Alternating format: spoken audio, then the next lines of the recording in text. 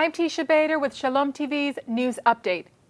In the wake of Friday's shooting massacre at the Sandy Hook Elementary School in Newtown, Connecticut that left 26 dead, 20 of them young children, Jewish organizations have expressed their shock and grief over the devastating loss of life.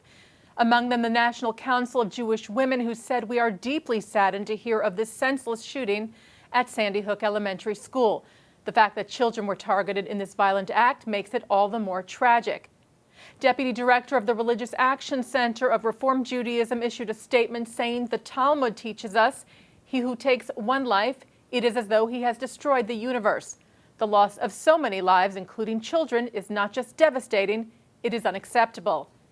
Benedict International expressed their grief, calling the mass shooting horrific and senseless.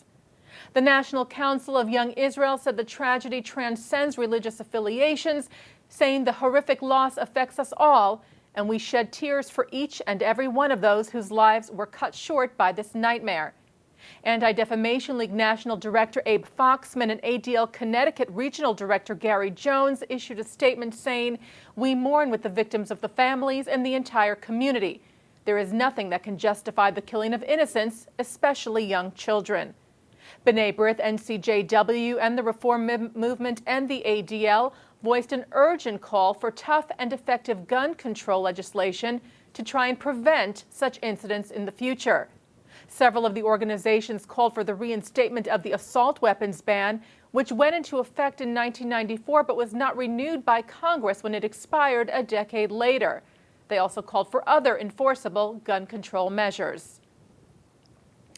In an open letter to Israeli Prime Minister Benjamin Netanyahu, over 400 rabbis, cantors, rabbinical students, and cantorial students have expressed their deep concerns over Israel's plans to build in the controversial E1 area that connects Jerusalem to Ma'ale Adumim. The letter was coordinated by Americans for Peace Now, J Street, and Rabbis for Human Rights North America, and warned that the decision to build in the area undermines the prospects for reaching a two-state solution between Israel and the Palestinians and would also damage Israel-U.S. relations. They wrote in the letter, quote, "We fear that building settlements in E1 would be the final blow to a peaceful solution," unquote.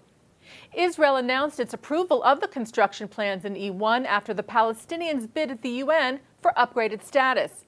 In an op-ed piece in the New York Daily News last week, Israel's ambassador to the U.S., Michael Oren, said that construction in E1 will not divide the West Bank and would not be an obstacle to a two-state solution. Ynet reports that the Palestinian Authority said it would seek a UN Security Council meeting regarding Israeli plans to build 1,500 housing units in Jerusalem's Ramat Shlomo neighborhood. The plans to build in Ramat Shlomo were initially approved in 2010, and the Jerusalem Post reported that Israel's Interior Ministry announced the final approval of the housing units on Monday. The units are over the Green Line. PA President Mahmoud Abbas spokesman Abu Radene said that the PA is about to make, quote, "important and necessary measures against Israel's settlement building, including recourse to the UN Security Council to prevent implementation of these decisions." PA President Mahmoud Abbas met with Pope Benedict XVI on Monday at the Vatican, where the Pope expressed the Vatican's hope that the recent upgrade in Palestinian status at the UN would help in moving towards Middle East peace.